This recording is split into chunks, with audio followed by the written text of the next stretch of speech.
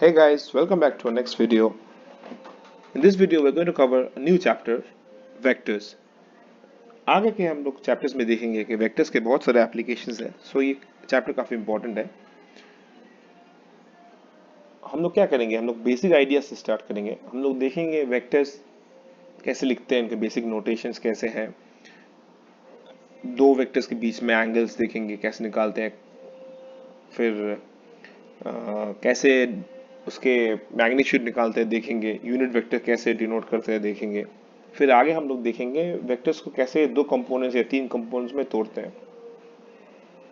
इस वीडियो में हम लोग बस यही दो आइडियाज देखेंगे, फर्स्ट दो पोर्शंस देखेंगे चैप्टर के। आगे के एडिशन, सब्ट्रैक्शंस, प्रोडक्ट्स, ये सब न्यूमेरिकल्स हम लोग अगले वीडियो में कवर करेंगे। ये पार्ट 1 है वेक्टर्स का। So let's start. Basic ideas revolving vectors. This portion might be known to most of you. A vector quantity has magnitude and a direction, while a scalar quantity only has a magnitude. Idea ऐसे रहता है कि कोई भी एक quantity जिसका एक specific direction है, मैग्नीट्यूड तो रहेगा ही डेफिनेटली, जिसका एक स्पेसिफिक डायरेक्शन भी है जहां पे वो एक्ट हो रहा है, जैसे कोई फोर्स या वेलोसिटी के स्पेसिफिक कोई डायरेक्शन में एक्ट हो रहा है, तो that is considered a vector quantity. While something like energy which doesn't have any specific direction, magnitude तो definitely रहेगा कि 15 joules है, but 15 joules is not acting towards the north or south, ऐसे नहीं होता ना, so that is a scalar quantity.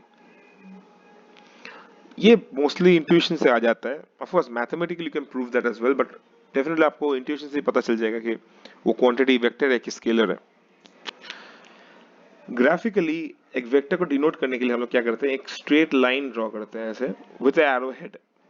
अब this length of this line denotes the magnitude of the vector. ये जो लाइन का लेंथ आएगा वही आपको वेक्टर का मैग्नीट्यूड को डिनोट करेगा। एंड ये लाइन का जो एरो है, wherever it's pointing, वो direction is the direction of the vector graphically। काफी सिंपल है। लाइन का लेंथ आपका मैग्नीट्यूड आएगा graphically, and direction of the arrow is the direction of the vector itself. Graphically काफी सिंपल है। Magnitude को हम लोग डिनोट करते हैं with a modulus. Modulus of that quantity a would be the magnitude, and direction vector का आएगा a के ऊपर एक कैप आएगा, जो भी आपका टर्म है a b p whatever has name है उसका वेक्टर का, विद अ स्मॉल कैप। अब देखते हैं कैसे एंगल्स निकालते हैं वेक्टर्स के बीच में। दो रूल्स बस याद रखने हैं कि वेक्टर्स चाहे कैसे भी स्पेस में दिया गया किसी भी डायरेक्शन में, रूल 1 है the vector should originate from the single point. एक ही पॉइंट से दोनों को ओरिजिनेट होना है, ऐसे नहीं होना है इनिशियल। ये जो पॉइंट है, ये वेक्टर यहाँ, ये इनिशियल पॉइंट है, ये फाइनल पॉइंट है वेक्टर का। ये इनिशियल पॉइंट और ये दूसरे वेक्टर का ये initial point should be the same, and वो इनिशियल पॉइंट सेम होगा तो डेफिनेटली वो आउटवर्ड डायरेक्टिंग होगा। That vector should be directing outwards, not inwards. So हम लोग ऐसे देखेंगे ये सेकंड केस का, ये देखिए इसको अलाइन कर दिया तो देखिए इनिशियल पॉइंट दोनों का सेम हो गया, दोनों का इनिशियल पॉइंट ये है एंड इट्स डायरेक्टिंग आउटवर्ड्स। तो हम लोग क्या करेंगे, हम लोग स्मॉलर एंगल को कंसिडर करेंगे। ये smaller angle, this is the angle between the vectors.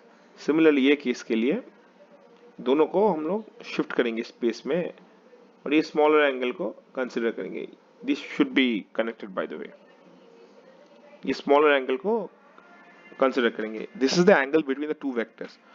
अब यहाँ पे कंफ्यूजन आएगा कि how can you shift the vector.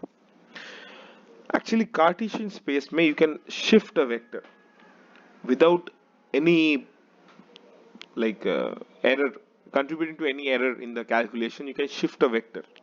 वो हम लोग आगे समझेंगे जब हम लोग position vector and displacement vector लेके बात करेंगे। I will explain how you shifting a vector. तो ये समझ में आया होपफुली कि दोनों vector should start at the same point, उसके originating point should be the same and it should point outwards, and smaller angle को कंसिडर करना है। Smaller angle with the angle between the vectors. Okay, चलिए देखते हैं magnitude and unit vector कैसे निकालते हैं वेक्टर्स के। कोई एक वेक्टर एज्यूम कर लीजिए, यहाँ पे we have taken OP equal to xi plus yj. This is the position vector of point P. We'll look into position vectors in a few minutes. यहाँ पे क्या है, ये जो फॉर्म है, ये फॉर्म में हम लोग आगे देखेंगे कैसे लिखते हैं. This I and j are the unit vectors along x and y axis respectively. मतलब अगर ऐसा कोई पोजीशन वेक्टर है जहाँ पे लेट्स से x कोऑर्डिनेट है small x and y coordinate है स्मॉल y, तब हम लोग लिख सकते हैं xi प्लस yj. ये I डिनोट करता है कि ये x is in the x axis direction along the x axis. I is the unit vector which points towards x axis. J is the unit vector which points towards y axis. Similarly, three-dimensional case में K is the unit vector which points towards z axis. तो ऐसा कोई position vector है जिसमें इसके form है xi plus yj, तो उसका मैग्नीट्यूड होगा root over x square plus Y square. Similarly अगर थ्री डायमेंशनल सिस्टम में देखेंगे xi plus yj plus zk होता, तो this would have taken the form of root over x square plus y square plus z square. ये आपको कोई एक constant number देगा जो आपका वेक्टर का मैग्नीट्यूड होगा, ये लाइन का लेंथ होगा बेसिकली. ये कहां से आता है, ये बेसिकली आपका लाइन का लेंथ है. This is x, this is y. सो आपको बेसिक जियोमेट्री तो पता ही होगा, ये लाइन का length would be x square plus Y square का रूट ओवर. ऐसे निकलता है सेम चीज. ये 3D में आएगा तो आपको यहां से और एक एडिशनल एक एक्सिस निकालना पड़ेगा करके उसके दो डिफरेंट आपको मतलब कंपोनेंट्स आएंगे, उसके शैडोज आएंगे. वैसे हम लोग उसको निकाल पाएंगे. Root over x square plus same आएगा, root over x square plus Y square plus Z square ऐसा आएगा. अब once you get the magnitude, unit vector निकालना बहुत सिंपल हो जाता है. क्या करेंगे, ये जो ओपी है इसको हम लोग ये मैग्नीट्यूड से मल्टीप्लाई एंड डिवाइड करेंगे. साथ में मल्टीप्लाई किए तो ये आया आपका फैक्टर, और ऐसे डिवाइड किए तो ये जो पूरा चीज है, this section, this denotes the unit vector and this denotes the magnitude. अगर फिर से आप इसको ऐसे ही मैग्नीट्यूड निकाल के देखेंगे तो ये आपको 1 आएगा. आपको ऑलरेडी दिख रहा होगा कि इसका स्क्वायर प्लस इसका square under root over add करेंगे तो इसको x square plus Y square by x square plus Y square होगा, तो वो कैंसिल हो जाएगा, 1 आएगा आपको. रूट ओवर 1 तो 1 आएगा. तो this is your unit vector which points towards P. OP का डायरेक्शन में यूनिट वेक्टर है एंड ओपी का magnitude is this root over x square plus Y square, जो डायरेक्टली पाइथागोरस थ्योरम से आ जाता है आपको. सेम चीज आपको 3D में करना है, जैसे मैंने बताया अभी थोड़ी देर पहले, फिर से रिपीट करता हूं. अगर ये xi plus yj plus zk होता तो इन दैट केस ये हो जाता है root over x square plus Y square plus Z square. And ये दो टर्म्स की जगह पे तीन टर्म्स आते हैं, x by root over x square plus Y square plus Z square i plus y by root over x square plus Y square plus Z square j plus z by root over x square plus Y square plus Z square k. ऐसे तीन terms आते हैं. Again आप अगर if you want to check, कोई मतलब नहीं है, बट तब भी अगर आपको देखना है तो आप देख सकते हैं. That magnitude will be equal to 1. चलिए एग्जांपल देखते हैं कैसे निकालते हैं. ये एक वेक्टर है, एग्जांपल वेक्टर है 3i plus 2j plus 2k. तो इसका मैग्नीट्यूड होगा root over 3 square plus 2 square plus 2 square, तो रूट 17. एंड यूनिट वेक्टर होगा 3 by root 17, 2 by root 17 and 2 by root 17. ऐसे आएगा यूनिट वेक्टर. अगर इसको फिर से आप देखेंगे तो इसका मैग्नीट्यूड इज 1, इसका modulus will be 1 and this is pointing towards vector A B का जो डायरेक्शन है, and this is your magnitude. काफी सिंपल है. ओके, अब देखते हैं क्या क्या टाइप्स के वेक्टर्स होते हैं. Already we use this term unit vector number of times. Unit vector क्या होता है? यूनिट वेक्टर का जो लेंथ है that will be of unit magnitude, one length होगा, यूनिट लेंथ। यूनिट वेक्टर का मेन पर्पस है, it shows you the direction, it indicates the direction of the vector. Three dimensional space में X Y Z axis के unit vectors है I J and के, actually I cap J cap and के cap, मैंने यहाँ पे cap नहीं लगाया।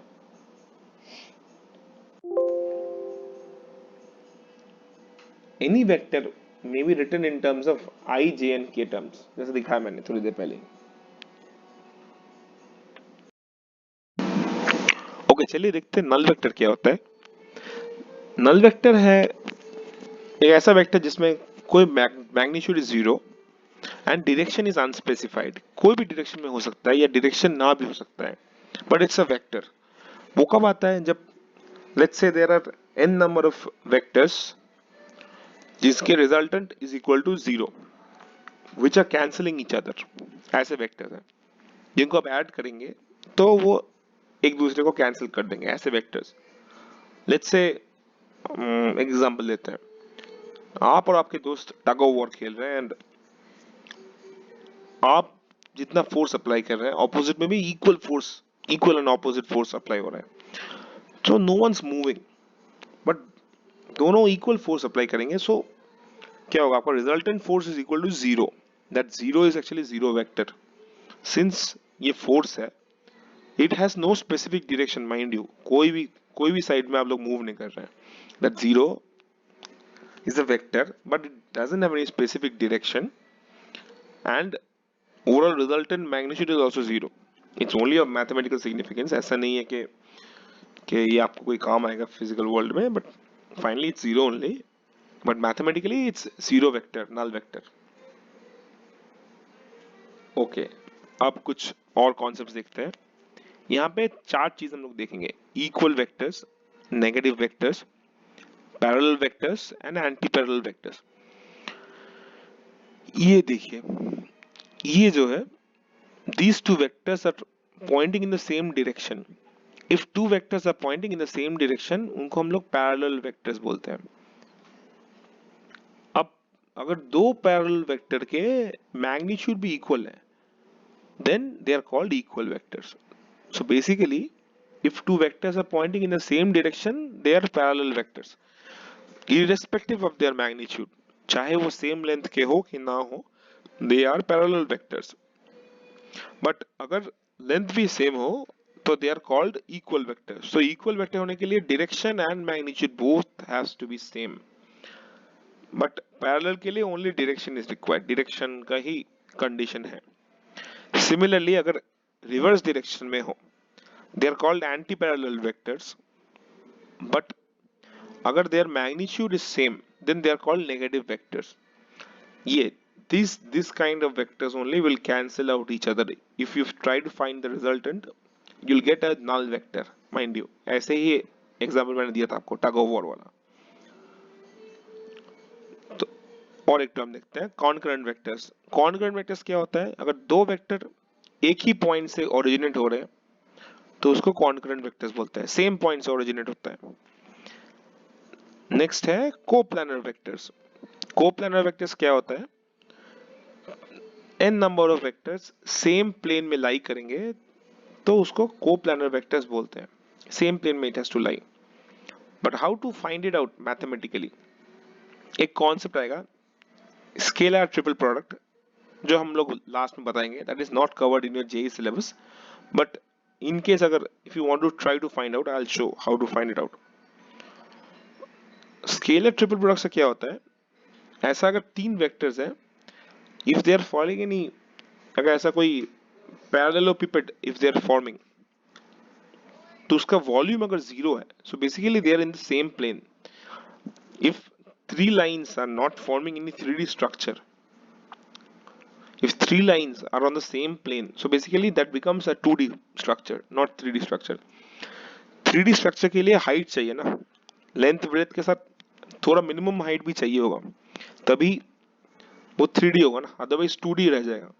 सो बेसिकली अगर तीनों वेक्टर्स सेम प्लेन में है तो दैट इज अ, उसका वॉल्यूम होगा 0।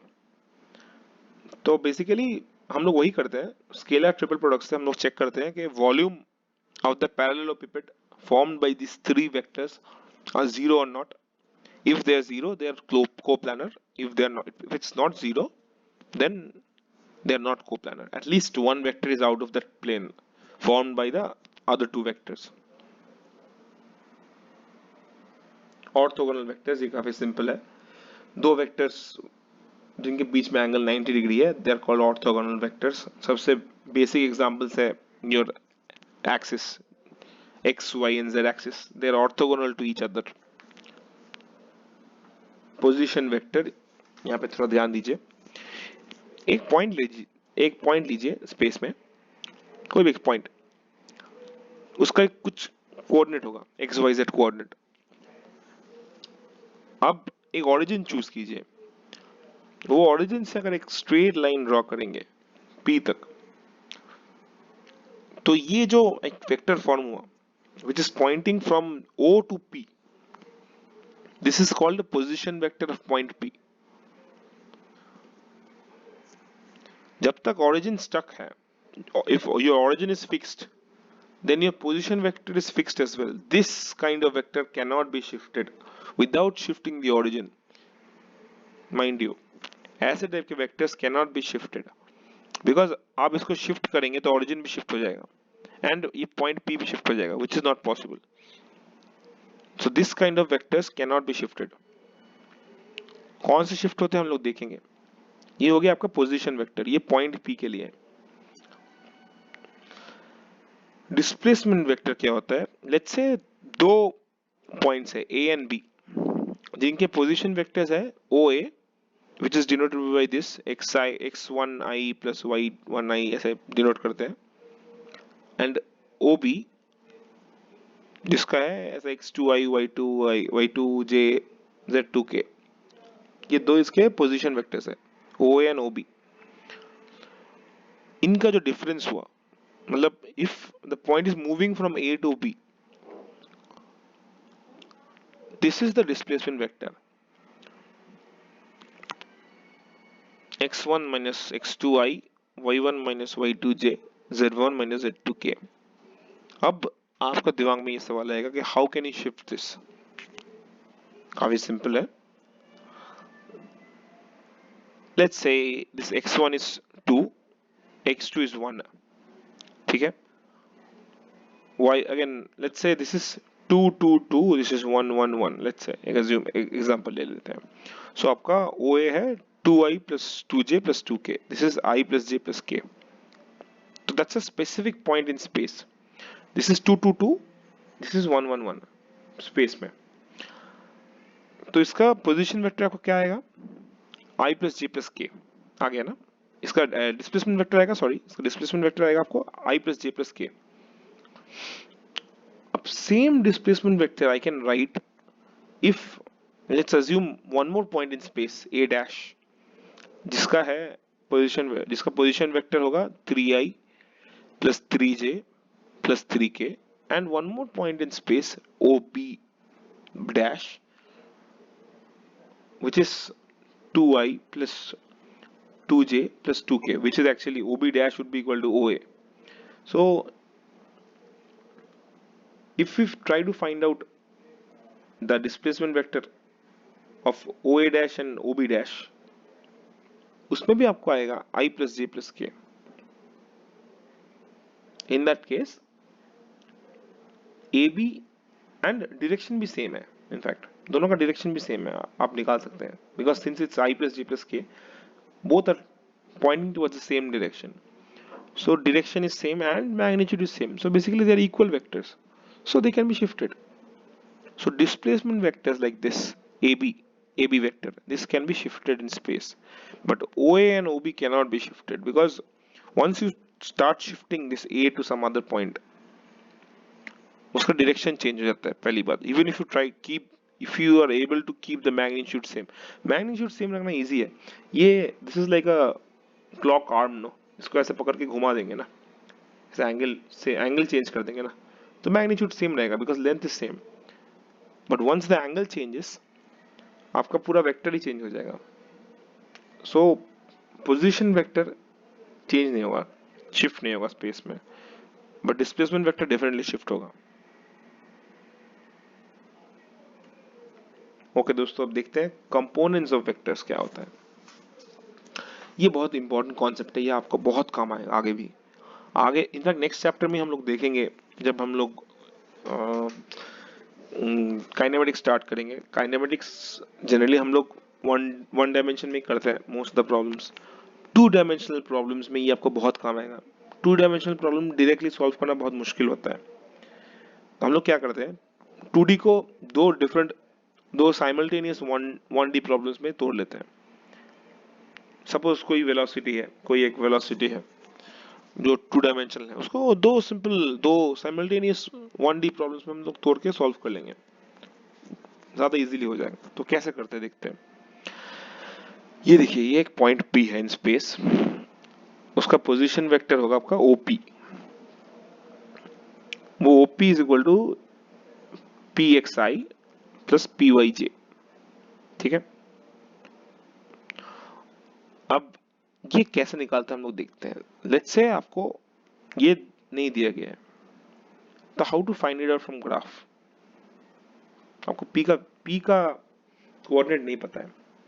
ऐसे इमेजिन कीजिए, यहाँ पे एक लाइट है, वो light is falling perpendicularly on OX, X axis पे गिर रहा है ऐसे, ताकि light beams will be perpendicular to your axis X. ऐसे गिरना चाहिए, लाइट ऐसे ऐसे गिरेगा कि light beams will be perpendicular to X axis. समझ आया? ऐसा हुआ तो ये लाइन का एक शैडो आएगा, एक शैडो आएगा ना, लाइट गिरेगा तो ये जो शैडो का लेंथ है, this is your PX। Similarly यहां पे कैसे लाइट लगाइए ताकि light beams will be perpendicular to your Y axis. तो ये लाइन का फिर से एक शैडो आएगा, वो शैडो का length will be PY। These two are the X and Y components of vector P। तो इसको मैथमेटिकली कैसे निकालेंगे देखते हैं। ये है आपका OP, इसका X एक्सिस के साथ एंगल है अल्फा, ठीक है। ये लेंथ है आपको, ये जो लेंथ है लंबा वाला वर्टिकल लाइन का लेंथ होगा PY, because this and this is equal. Considering this is a square, this is a rectangle, sorry, this is a rectangle, this length P to PX length and O to PY length will be equal. So this is basically, this length is equal to PY. Similarly, this length is equal to PX. So basic tree को लगाने से cos alpha would be equal to PX by P. Similarly, sin alpha would be equal to PY by P. So Px क्या होगा, Px would be equal to P into cos alpha, Py equal to P into sin alpha। अगर कोई problem में आपको ये angle पता है and P का वैल्यू पता है, तो आपको X एंड Y के कंपोनेंट्स मिल जाएंगे, X Y कंपोनेंट्स उस प्रॉब्लम के मिल जाएंगे। एक बार X एंड Y के कंपोनेंट्स मिल गए तो आप डायरेक्टली इस फॉर्म में प्रॉब्लम को लिख सकते हैं। तो वो जो P आपको दिया गया था, P का अगर मैग्नीट्यूड आपको पता है, this is magnitude bye the way, this is not directly the vector, please मैंने यहाँ पे क्लियरली लिखा नहीं है, this is the magnitude, this is modulus of P, this is modulus of P, modulus of P into cos alpha, modulus of P into sine alpha, ठीक है। तो आपको PX एंड PY के वैल्यूज मिल गए, तो आप डायरेक्टली P में लगा दीजिए, तो आपको ये वेक्टर फॉर्म में लिख सकते हैं ऐसे, PXI प्लस PYJ। इसके एप्लीकेशंस हम आगे देखेंगे, आगे के चैप्टर्स में देखेंगे, इनफैक्ट काफी बार ये इसके एप्लीकेशंस आएंगे, ये बहुत यूजफुल है। ओके दोस्तों, चैप्टर यहीं खत्म होता है, आई मीन आज का वीडियो यहाँ खत्म होता है। आगे का जो पोर्शन है एडिशन, सब्ट्रैक्शन एंड प्रोडक्ट्स, वो हम लोग नेक्स्ट वीडियो में देखेंगे। अगर आपको वीडियो पसंद आए तो प्लीज लाइक कीजिए एंड हमारे चैनल को सब्सक्राइब कीजिए। Thank you.